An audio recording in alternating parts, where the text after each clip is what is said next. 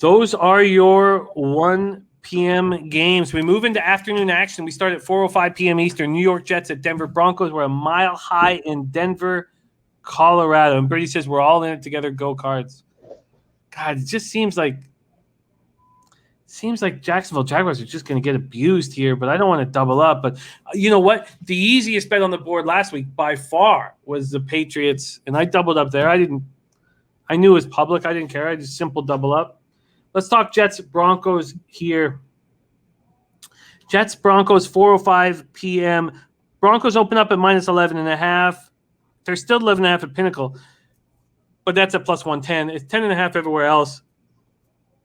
This has to be everybody's survivor spot. I expect it to be mine. When we move over to, did I say the total here? Sorry, the total in this spot opened at 41.5. Pinnacle still hanging at 41.5. Everywhere else hanging a 41. 6,090 tickets in. 53% of the tickets, 92% of the cash on Denver.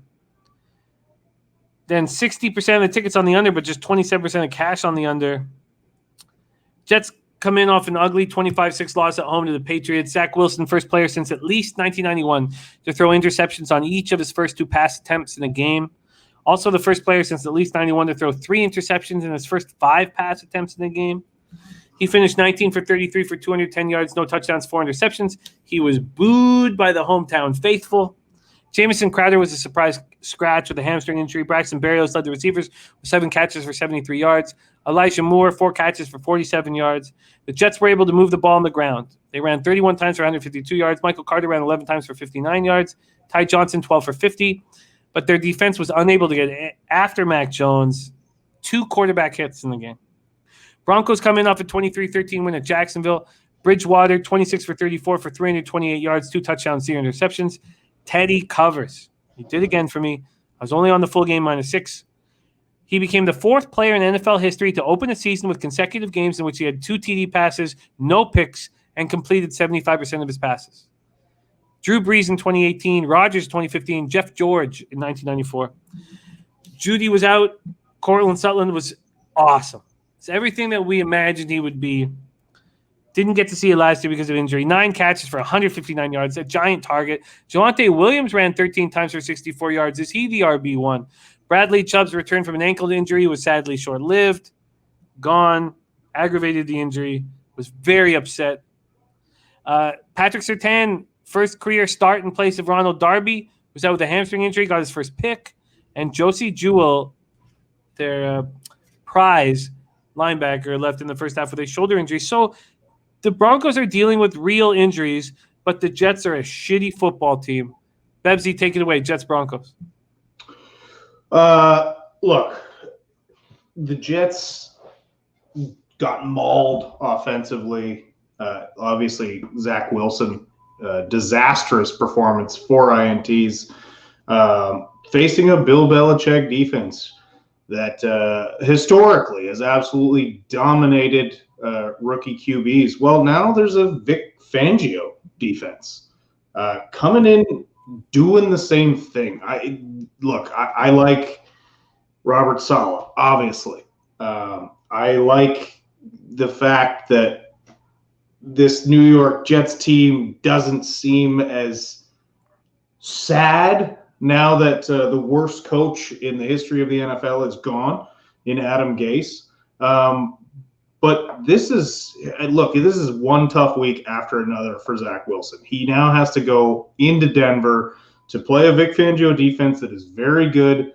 I don't see the Jets being able to compete at all in this one. It should be everyone's